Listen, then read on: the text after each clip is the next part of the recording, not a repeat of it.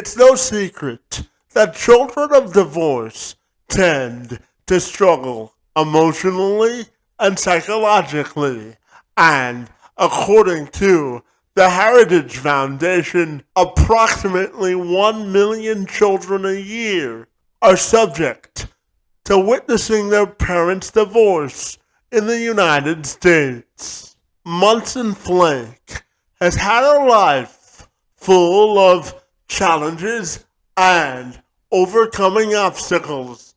He's a child of divorce. At the age of 2, his parents were deep into the divorce process. He was the youngest of 8 children, and according to Flake, he grew up in what he coins the Great Divide. Growing up, Flake was conflicted because several of his siblings decided to go down a road less traveled and fall into the deep pit of addiction.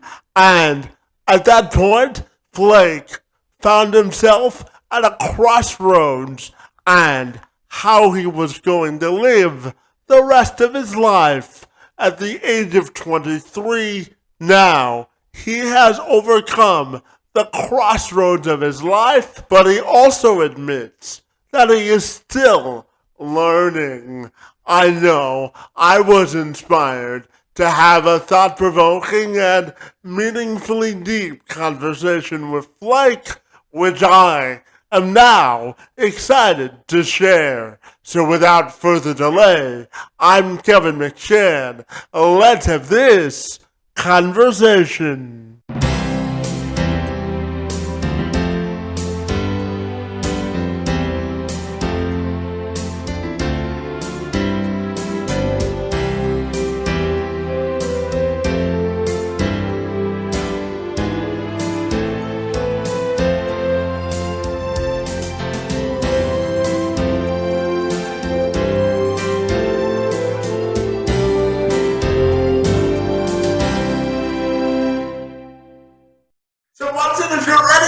A moment to welcome you to the program, and I'm super excited to learn all about your personal journey this afternoon. Great to see you, my friend, and thank you for a few minutes. Yeah, thank you. Thank you. Now, Monson, I wanted to start our conversation by talking about your upbringing, buddy, because I know that your parents got divorced at a young age, and it really sort of set the course for the rest of your upbringing. So I'm wondering if you can tell me about that time period in your life and how it affected you, buddy. Yeah, it was, I mean, really it just opened up a lot of perspective. And so I was the youngest at the time of 8 kids, and so I was number 8. And the divorce, it just kind of caused a lot of division within the family. And so some of the family headed down a path that people shouldn't be headed down, and the other half of the family headed down a more sturdy path. And me being the youngest, I just kind of looked at both sides, and it was honestly a lot of confusion. When I was young, you're like, okay, wait, what's right, what's wrong, who's doing this and who's doing that? There was the whole argument of which parent kids wanted to live with, and then there was my mom saying stuff about my dad or vice versa. And so just a lot of confusion. But it opened me up to a world of, I got to figure this out on my own, and I got to be able to adapt. And so as I started getting older, I noticed just little things here and there that helped me just learn from the experience rather than just going through it. And, it caused a lot of division, and it caused a lot of family trauma and issues, but it really just gave me a better perspective on other people's lives. And like, hey, a lot of people go through hard things, worse things. And as well, it just taught me how to be always looking for good. And if you always look for good, you'll be able to find good, even if you're in a tough situation. Absolutely.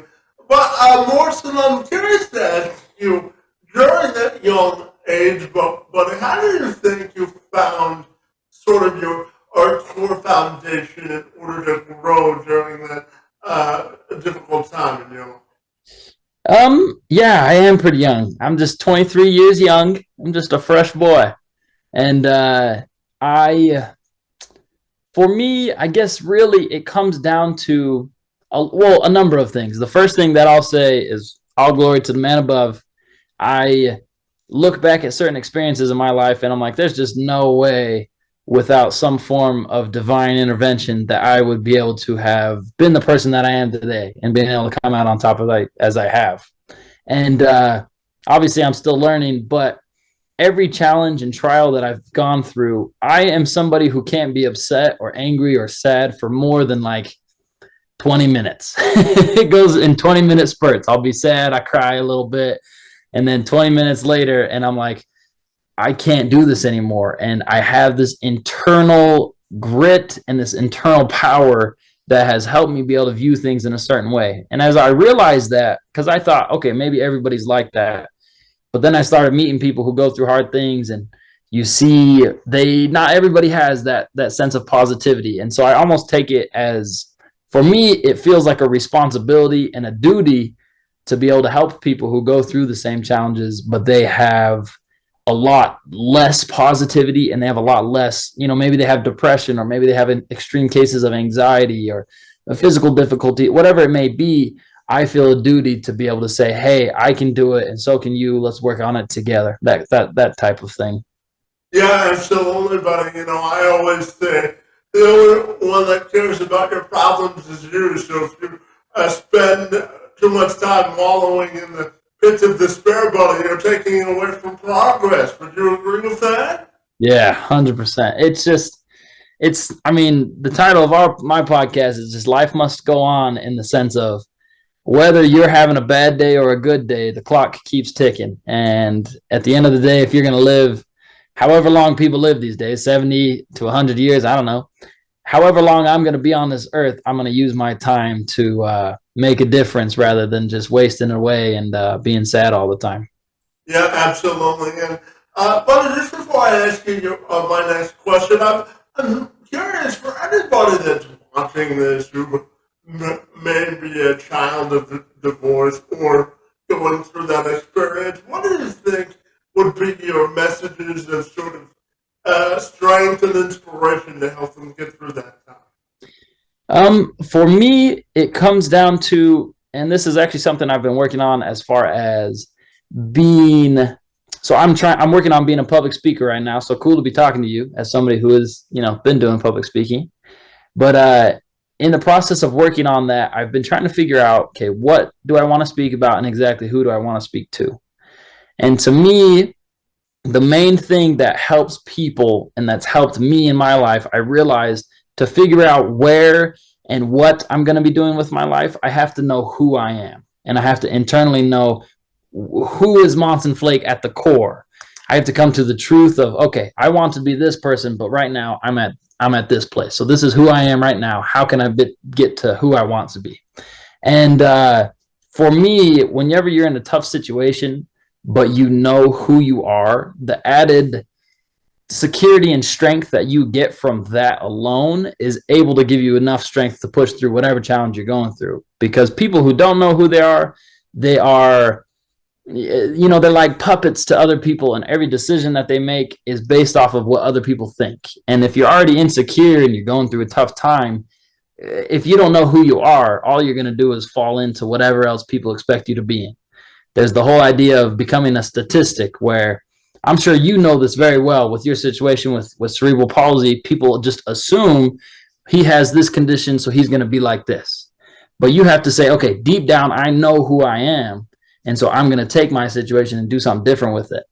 Whereas if you don't know who you are, it's very easy to just fall into whatever anybody else is assuming. Yeah, absolutely. Buddy, I always tell myself and other people when they ask me how I overcome adversity, I always say that we all are given circumstances, and you can either make your circumstances work for you or you can work for your circumstances. And I try to make my circumstances work for me, right? Yeah, 100%. I look at it as, and it's cool that you say that, because I look at it in a similar way, and that's something inside. People think that if you just change specific behaviors, you're going to fix everything, but it's like that helps.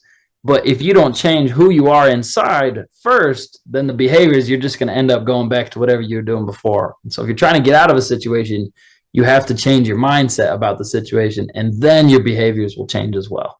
When it comes to the Great Divide, this is how Flake defines the term for how he lived through a time of turbulence and eventually persevered. Okay, perfect.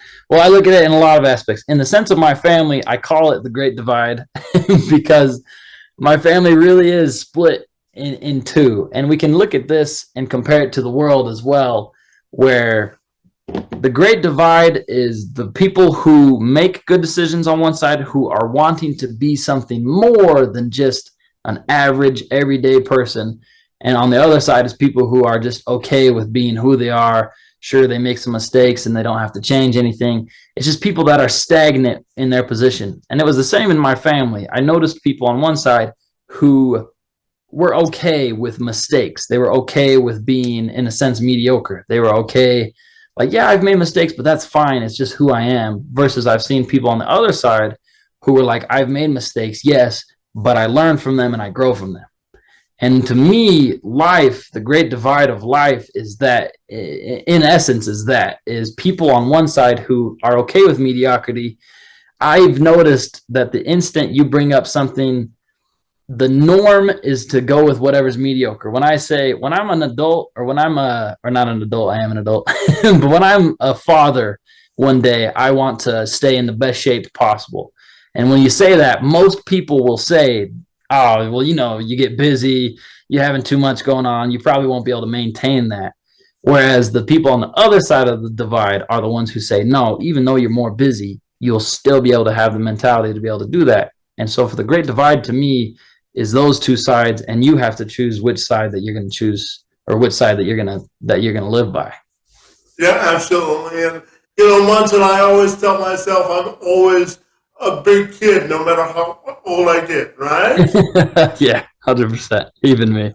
And yeah, and Monson, I'm curious to ask you how you view the term perseverance, and what does that word mean to you in terms of sort of forming your life philosophy? So how do you look at perseverance? Perseverance to me is not exactly, I guess, when I just first look at the word, I think of overcoming a challenge. But to me, perseverance, I would put it on a much more extended level and say that perseverance is not only overcoming a challenge, but I am learning through that challenge and then applying it to whatever comes next. The idea of happily ever after is really nice, but for the most part, life doesn't work like happily ever after. When you make a big change or you overcome a challenge, you're like, I hope the music starts playing and there's no more challenges. The movie ends, right? But in real life, after you overcome a challenge, odds are later there's going to be another challenge. And so perseverance to me is every single time you go through something and overcome it and work hard to overcome it, you now have those tools necessary that help you persevere, that will continue to help you persevere. So it's like an ongoing thing for me. And so the way I use that is just to remember that, hey, nonstop, whether I'm doing good or whether I'm doing bad, I'm taking these tools that I've learned in the past, and I'm prepared for whatever else happens. It's an ongoing process to me. Yeah, and one of the things you had to persevere through was the relationship with your stepmother, buddy. And I know it was a sort of trying and challenging time in your life, and you eventually became full circle with that relationship. So I'm wondering if you can tell me about it. That one is wild. That one was definitely one of, you have to just keep going, because me and her could never get along. She was very, unfortunately, just all due respect, but she was very narcissistic. She withheld things from us. She treated us differently than she treated her own kids. It was almost like the Cinderella effect in a sense. And she expected me, in my story, I was kind of Cinderella, being the youngest and somewhat of an outcast. And I realized something throughout the process. As far as perseverance, I realized patience, and I learned patience. And as well, as much as I can say a lot of negative things about her and our relationship, at the end of the day, I can't hold anything against her because it taught me to not only just react to whatever situation I'm in, but to see, okay, why is this person acting the way that they are? And I looked at her life and I said, okay, what experiences has she had in her life that make her act so narcissistic or make her so she make her hold so many grudges? What are the things that have happened? And once I'm able to do that, it's so much easier to let go. I don't have resentment for, our relationship. I don't have resentment towards her. I don't have to hold a grudge towards her. And as time went on, I mean, like in my bio, I talk about how she got really sick. And for the first time in my entire life, she apologized. But to me, just her effort in apologizing was more than enough to me because I had already accepted that I'd forgiven her no matter what the situation was. And so before she even said, I'm sorry, I had already forgiven her prior to that. And then shortly after is when she committed suicide. And that changed my perspective on a lot of things. I thought about, okay, maybe sometimes in our lives, the challenges and the difficulties that we go through are, in a sense, I believe in God, and so I look at things in a godly manner a lot of times, and I'm like, okay, maybe God allowed her to go through something challenging in order for her to, in a sense, receive mercy, because I don't think in her life she would have ever forgiven anybody of anything had she have not gone through the sickness and the pain that she had. But because she did, she was able to receive a chance to say, hey, I'm going to get this all off my shoulders. And when people commit suicide, you don't know what mental state they're really at. And, there's no judgments there, right? I have no idea why people do it. And I've never been in that situation, so I can't say. But I really believe that it gave her an opportunity to finally let things off of her shoulders that she'd been carrying her whole life. And so it did come full circle because now I look and I'm just like, I understand her situation more and I learned from it. And although it sucked and she caused a lot of problems for me, it in the long run has really just helped me and benefited my life. Yeah, Morton, I always tell people that there's always time for redemption, no matter how late you get in life, right? There's always time to redeem your story if you find the need to do that, right? Yeah. Yeah. Yeah. Absolutely. And Morton, for anyone watching our conversation today, I'm curious to ask you, because I'm a big believer in sort of defining your own destiny and taking ownership of your own destiny. So, what does that term mean to you in the context of sort of overcoming adversity and really defining your own journey? Well, I mean, first off, I'm very stubborn. And so I like this term a lot because for me, this is where my stubbornness helps me a little bit. But I am somebody who, whatever the odds are, especially if somebody else says I can't, then I feel a need inside of me that I have to prove them wrong to show them that I can. I listened to David Goggins. He's a really awesome motivational speaker, and he was a Navy SEAL. He did all these crazy cool things. And I listened to him, and he was in a room one time with a bunch of doctors and psychologists. And one of the psychologists had said that he'd been studying, people's will behavior, like the power of willpower. And he'd been studying that for like 20 years. And he said that everybody reaches a point where they can no longer push farther than this certain point. And David Goggins, he gets pissed off and he's like, I don't believe that one bit. He said, I'm the one person in your whole study that if you studied me, whatever you thought my will point was, I'll push past it. And for me, I'm very much the same. When it comes to me trying to achieve something and trying to accomplish a goal, it doesn't matter what stands in my way, as long as there's somebody to prove wrong and help somebody else, then I'll do everything I can to be able to make that happen. Yeah, absolutely. And, Morton, one of the things that we have in common, buddy, is that I believe that we have to invest in adolescent mental health and making sure that those that require that type of assistance get it, and as you know, those resources aren't always readily available. So I'm curious to ask you about how important you think uh, being aware of adolescent mental health issues is, and why that's been sort of such a big part of your life and sort of advocating for adolescent mental health. Yeah, I mean, kids especially, they grow so fast. And when you're young, you're just a sponge, and every single thing that comes to you, you soak it up. I remember asking my dad so many questions while we're driving that, he gets a little annoyed because I'm like, what does this sign mean? And why do we turn this way? And why do we do it? You ask so many questions. And so as a kid, you're always searching knowledge, you're trying to grow. And I believe it's between the ages of like 2 and 10 that you grow more than any other time in your life. And so children that are growing up with bad influences around them, they slowly develop that very quickly. And so for me, being aware of that is I put a lot of responsibility on, thankfully, so far I'm not a parent yet, but hopefully to be soon. But I think about when I was a child, I put a lot of responsibility on parents when it comes to their children ending up being good people, being bad people. I think parents have a huge responsibility because all the things that kids learn while they're young, it's going to affect them for the rest of their lives.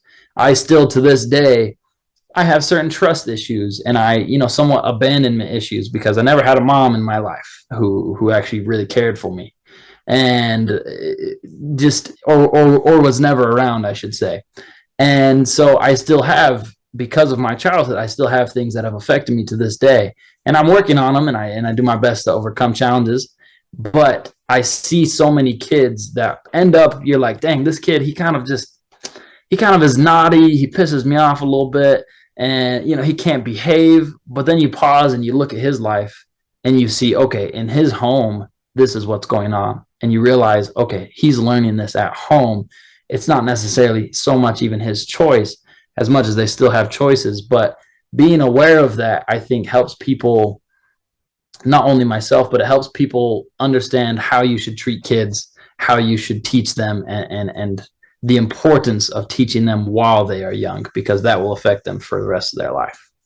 Yeah, I think you bring up a good point, buddy, in terms of learned behavior, because kids model what they see, right? And if they don't have the role models in life, then it's my belief that they're a product of what they see, right? Yeah, totally. So, Martin, I'm fascinated to ask you this next question, buddy. I want to know, what is sort of your why in life? What's your purpose and passion, and how do you define that, buddy? Good question. My why in life is ultimately, I look at my situations and all of the challenges and the trials that I've been in. At some point I've asked myself, like, the why me? Why do I have to go through this? And I've pitied myself, and just like we all have at some point. And I've realized over time, in fact, I'll share my answer via a story.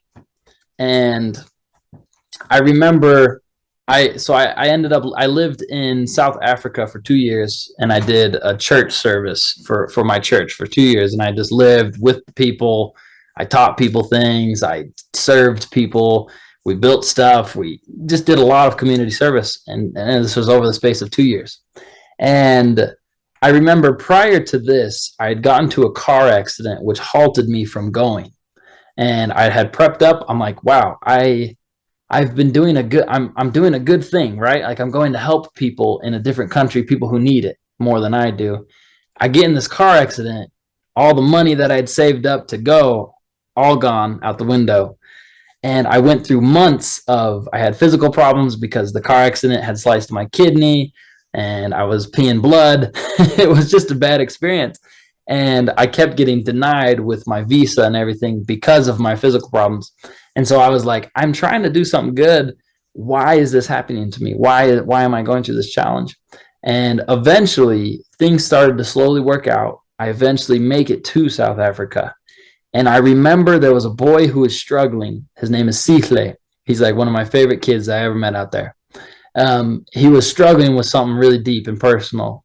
And I remember sharing this story with him. I said, listen, man, before I came out here, I had this struggle with, I got into this car accident. I put a lot of people in danger and I had a ton of medical bills and all this stuff. And I gave him this story.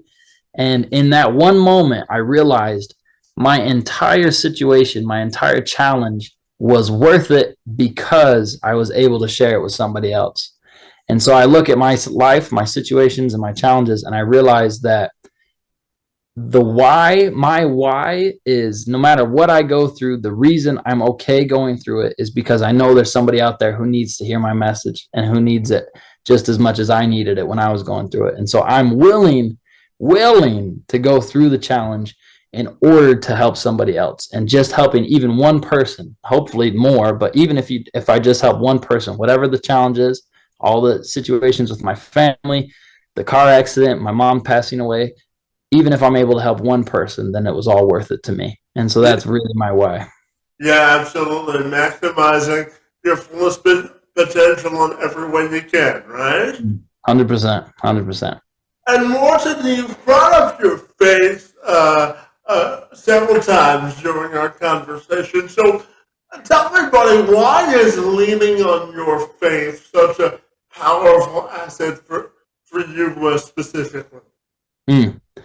I think that's a good question. I think that it tests you in ways that you can't test yourself. When you have to rely on faith because you can't see the finish line, because you can't see what's going to happen, it tests you in ways that you need to develop in life. You need it, but it's ways that you wouldn't do otherwise. For the most part, I'd like to know, okay, if I do this, the end result is this. If I do that, the end result is that. That's what we like as humans. We like structure. We like it to be confident and stuff. And we like to be 100%. But I think in order to grow mentally, emotionally, spiritually, we have to sometimes take a step in the dark and just have faith in whatever it is. And so in my case, I have a faith in God, and it plays the role of there are so many aspects where I feel him pulling me towards something, and I don't know exactly what, but I'm willing to take a step. With public speaking is one thing.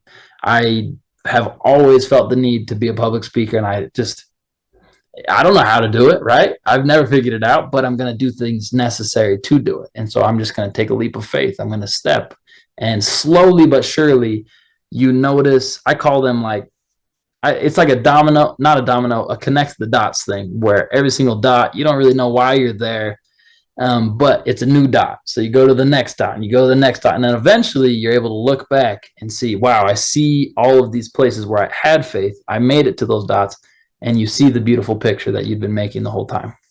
Yeah, absolutely. And, Morton, one of the reasons I wanted to start this podcast specifically is because when you look at society today, buddy, it's all about division and sort of creating more bridges of division rather than trying to build bridges of unity. So one of the reasons I wanted to start this podcast was to build more bridges of unity. So I'm curious, when we look at societal inclusion of all people, how do you of your progress in this regard? Well, for me, thankfully, in that case, same idea with my podcast, same purpose, I guess, is to kind of just bring people from all situations, all backgrounds, and apply something that we all can learn. And so Life Must Go On has been huge because you realize that everybody goes through something, and everybody has challenges, everybody has difficulties, even though on the outside it may not look like it, they do. And being able to be a light of, I guess, connecting people to that reality. When people are able to see, okay, even though this guy's really rich, he still has a lot of problems. And even though these people, they seem okay, they have a nice family, they still have a lot of problems. I think when you're able to do that and people are able to see that, bridges come down, and it's more of just like an open arms kind of welcome. I understand you're going through challenges. I've been through challenges. Let's work on it together. And I think that's kind of where I'm at with that. Yeah, absolutely. And Marshall, I'm curious to ask you, what does it mean to you to live life to the fullest, buddy? And how do you make sure that you maximize your own potential to make a difference? Well, I think it's to maximize full potential, to live to the fullest. I think it comes down to, for me, I think it comes down to learning from your mistakes because I'm not a fan of the term no regrets. I don't like it. I think that I have a lot of regrets. I wish there were certain things in my life that I would have done better. But rather than dwelling on those regrets, I learn from them and say, okay, the next time I do something, I'm going to do it better. I remember at my mom's funeral, everybody kind of said the exact same thing. Everybody would step up to the microphone and just share some thoughts. This is at the burial site. And everybody pretty much said, I regret not spending more time with her, or I wish I could have done that, or I wish I did this, or they were wishing for something that they didn't do. And I realized in that moment, I need to live my life where if something tragic like that happened, I didn't have to say, I wish I would have done this, or I wish I would have done that.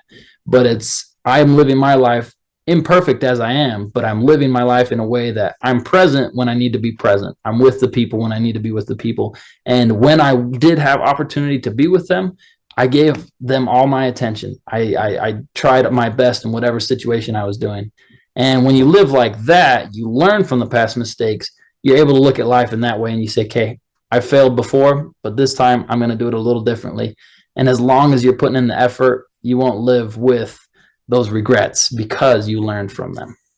Yeah, and you inspired me to ask you this one follow-up before I ask you my final question today, buddy. I wanted to know from your perspective, how could you grow and prosper from failure?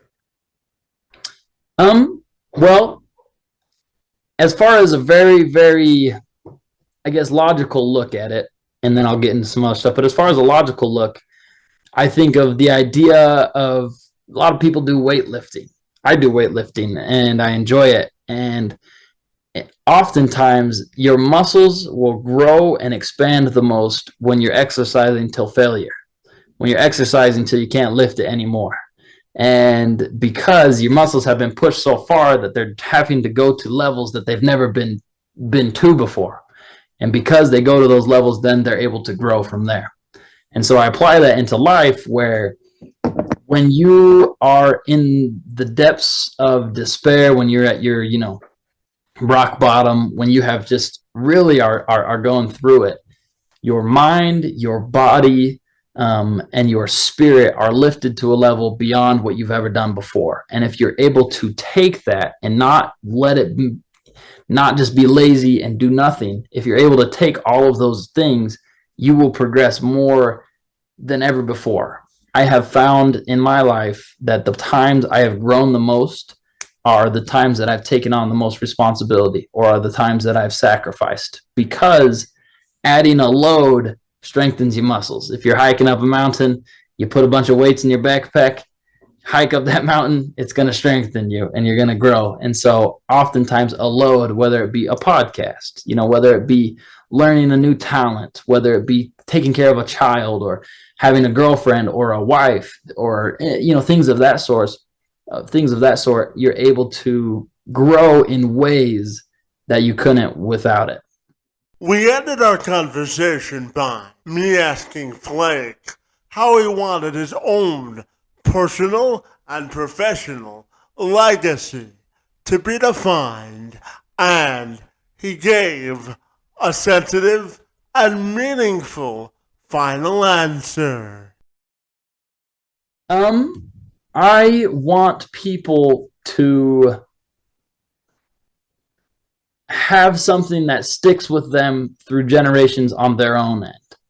I want to be able to be looked at. If I'm to pass away one day, I'm planning on going to 100, but if I pass away eventually at 100 years old, I want people to be able to be at my funeral and know that the things that I shared with them stuck not only with them, but they're going to share with their children, and their children are going to share with their children. I want the lessons and the philosophies that I shared and brought to this earth. I want those to affect people for as long as possible in order to bring good, not to be like, oh, I don't even care if they remember my name, as long as the principles are still being taught. They'll be like, I heard this from some guy 100 years ago, and he taught me this principle. And as long as those principles are still on the earth and people are still able to learn, that's what I'd like to be remembered as, even if my name's forgotten. As long as the teachings, as long as the lessons, and as long as the upliftment is still there, then I lived a good life. And there's always a reason to aspire to greater heights, right? 100%. 100%. And Monson, tell me, if people want to get connected with you, buddy, and all the good work that you do, how is the best way they can do that? You can find me, of course, on Instagram, where the_LMGO_podcast. And then as well, we're on Spotify, Apple Podcasts, Anchor, we're on Google Podcasts, Amazon, all the places. You can find the podcast on all those websites, and it's called Life Must Go On LMGO, and you can find it anywhere you need, and that's the best way to connect with me. You have my email, and people can connect with me that way. And then eventually, once I do speaking, you'll have my website, so that'll be good. Fabulous. Well, buddy, I want to tell you that you're doing a great job at inspiring the next and your current generation to really maximize their level of authentic thinking and maximizing their potential to make a difference. Your work in the space of mental health and your own personal journey is most appreciated. I want to thank you for trusting me to share your story and for joining me this afternoon to engage in conversation. It's most appreciated. 100%. I appreciate it very much, Kevin. It has been a pleasure, and we'll get you on the podcast soon enough.